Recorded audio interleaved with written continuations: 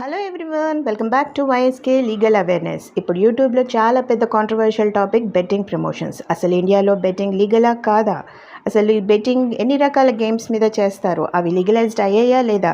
Casino, Bingo, poker, horse racing, cricket betting, lotteries, ఇలా చాలా రకాల గేమ్స్ మీద బెట్టింగ్ చేస్తూ ఉంటారు. అవి లీగలైజ్డ్ అయ్యాయా కాలేదా? ఏ స్టేట్స్లో లీగలైజ్డ్ అయ్యింది? అసలు బెట్టింగ్ ప్రమోషన్స్ చేయాలా? ఇండియాలో బెట్టింగ్ లీగలా కాదా? దీన్ని తెలుసుకుందామండి. మనకి పబ్లిక్ గ్యాంబ్లింగ్ యాక్ట్ అన్నది ఒకటి మనకి 1867 బ్రిటిషర్స్ కాలంలోనే ఈ యాక్ట్ అన్నది ఒకటి క్రియేట్ చేశారు. అయితే టెక్నాలజీ యాక్ట్ 2000లో కూడా ఒకటి చేశారు. అండ్ ఫ్యాంటసీ యాక్ట్ స్పోర్ట్స్ గురించి కూడా 2012లో కొన్ని మార్పులు చేశారు. అయితే ఇందులో మనకి ఏ స్టేట్స్ లీగలైజ్ చేశాయి, ఏ స్టేట్స్ లీగలైజ్ చేయలేదు. ఇందులో గేమ్స్ కూడా గేమ్ ఆఫ్ స్కిల్స్ అని కొన్ని గేమ్స్ అంటున్నారు, గేమ్ ఆఫ్ ఛాన్సెస్ అని కొన్ని గేమ్స్ అంటున్నారు. అయితే ఏవి గేమ్స్ స్కిల్ కింద వస్తాయి, ఏ గేమ్స్ ఛాన్సెస్ కింద వస్తాయి? అయితే నేను మీకు ఈ గేమ్స్లో ఒక్కొక్క దాని గురించి ఎక్స్ప్లెయిన్ చేస్తాను. క్యాసినో మన ఇండియాలో ఎక్కడంటే గోవాలో, డామన్ అండ్ డియూ, సిక్కిం, ఈ స్టేట్స్లో చాలా ఆడుకోవచ్చండి. లీగలైజ్ చేశారు ఈ స్టేట్స్ వాళ్ళు, ఎందుకంటే సెంట్రల్ గవర్నమెంట్ పర్మిషన్ ఇచ్చింది వీటికి. సెంట్రల్ లాస్లో ఎలాంటి ఇవి లేవు, కానీ స్టేట్కి పర్మిషన్ ఇచ్చింది. మీకు ఇష్టమైతే మీరు లీగలైజ్ చేసుకోవచ్చు, లేకపోతే లేదు అని. సో ఇలాంటి కొన్ని స్టేట్స్ లీగలైజ్ చేసే కొన్ని గేమ్స్ని. మేఘాలయలో కూడా లైసెన్స్ తీసుకున్న వాళ్ళు ఆడుకోవచ్చు అనమాట. అయితే మనకి పోకర్, బింగో ఇలాంటి కార్డ్ గేమ్స్కి వచ్చేసరికి ఇందులో కొన్ని గేమ్స్ అన్నీ కూడా గేమ్ ఆఫ్ స్కిల్స్ కింద రావు, అన్ని గేమ్ ఆఫ్ ఛాన్సెస్ కిందే వస్తాయి.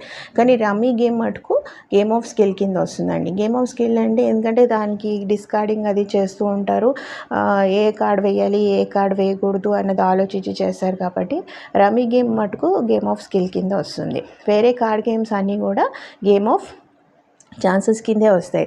అయితే ఇవి ఏ స్టేట్స్లో? వెస్ట్ బెంగాల్, మేఘాలయ, నాగాల్యాండ్లో వీటన్నిటిలోనూ పోకర్, బింగో ఇలాంటి గేమ్స్ లీగలైజ్ చేశారు. అయితే మన తెలంగాణకు వచ్చేసరికి హార్స్ రేసింగ్, డాగ్ రేసింగ్ ఇలాంటివి లీగలైజ్ చేశారండి తెలంగాణలో. మహారాష్ట్ర, కర్ణాటక, మధ్యప్రదేశ్, బీహార్ ఇలాంటివన్నీ కూడా లీగలైజ్ చేసే హార్స్ రేసింగ్, డాగ్ రేసింగ్ ఇవన్నీ. లాటరీస్ వచ్చేసరికి ఆల్మోస్ట్ ఈ స్టేట్స్ అన్నీ కూడా లాటరీ గేమ్స్ మీద, లాటరీస్ మీద లీగలైజ్ చేసే లైసెన్స్డ్ ఉన్నవాళ్ళు లాటరీవి కండక్ట్ చేయొచ్చు అనమాట. ఈ సోషల్ గేమ్స్కి వచ్చేసరికి అన్ని సోషల్ గేమ్స్ ఆల్ ఓవర్ ఇండియాలో లైసెన్స్డ్ అండి, లీగలే. అవి ఇల్లీగల్ అయితే కాదు. క్రికెట్ బెట్టింగ్ మటుకు చాలా ఇల్లీగల్ అండి. స్పోర్ట్స్ బెట్టింగ్ ఏదైనా కూడా ఇల్లీగల్ కిందే వస్తుంది. అయితే ఇందులో మనకి పాత యాక్ట్ ప్రకారం కాబట్టి దీనిలో పెనాల్టీ చాలా తక్కువ ఉంది, ఇంప్రిజన్మెంట్ కూడా చాలా. Penalty just 200 rupees, imprisonment just only 3 months అనమాట. సో అందరూ కూడా దొరికినా ఏమవుతుందిలే అన్నట్టు ఇచ్చేస్తున్నారు. కాబట్టి కొన్ని అమెండ్మెంట్స్ చేసి దీన్ని ఇంప్రిజన్మెంట్ టైం పెంచి ఫైన్ అమౌంట్ పెంచితే డెఫినెట్గా ఇలాంటి క్రైమ్ రేట్ తగ్గచ్చు. ఎందుకంటే ఈ క్రికెట్ బెట్టింగ్, పాలిటిక్స్ మీద బెట్టింగ్స్ ఇలాంటి ఈ మధ్యకాలంలో చాలా పెరిగిపోయాయండి. సో చాలా కుటుంబాలు రోడ్డు మీద పడిపోతున్నాయి, బెట్టింగ్స్ గురించి అప్పులు కూడా చేసేస్తున్నారు. సో క్రైమ్ రేట్ పెరిగిపోతుంది, కరప్షన్ పెరిగిపోతుంది, మనీ లాండరింగ్స్ పెరిగిపోతున్నాయి. సో ఇవన్నీ అవాయిడ్ చేయాలంటే డెఫినెట్గా కొన్ని మార్పులు అయితే చేయాలి యాక్ట్లో. అయితే లైసెన్స్డ్ ఉన్నవాళ్ళు ఏవే 5 స్టార్ హోటల్స్ అన్నవి లైసెన్స్ తీసుకుని ఈ గేమ్స్ కండక్ట్ చేయొచ్చండి. 5 స్టార్ హోటల్స్లో ఆడుకునే ఛాన్సెస్ ఉంటాయి. అలాగే మనకి ఇప్పుడు కొన్ని స్టేట్స్ చెప్పాం కదా, అలాంటి కొన్ని స్టేట్స్లో లీగలైజ్ చేశారు కాబట్టి అక్కడ ఆడుకునే ఛాన్సెస్ ఉంటాయి. కానీ మొత్తానికి అసలు ఈ బెట్టింగ్ ఇవన్నీ కూడా మంచిది కాదండి. ఇంకొకటి వచ్చేసరికి మనకి ఈ పాత యాక్ట్లో ఈ ఆన్లైన్ బెట్టింగ్, ఇంటర్నెట్ గ్యాంబ్లింగ్ వీటి గురించి ఎట్లాంటి లాస్ ఈ యాక్ట్లో చేయలేదు. అది ఓల్డ్ యాక్ట్ కాబట్టి అప్పుడు కాలం ప్రకారం చేశారు. కాబట్టి ఇప్పుడు కొత్త యాక్ట్ మళ్ళీ మనం మార్పులు చేర్పులు చేస్తేనే బాగుంటుందని నా ఉద్దేశం అండి. ఇంకొకటి వచ్చేసరికి ఇప్పుడు మనం విన్నింగ్ అమౌంట్ ఏదైతే ఉంటుందో దానికి ఇన్కమ్ ట్యాక్స్ కూడా ఉంటుందండి.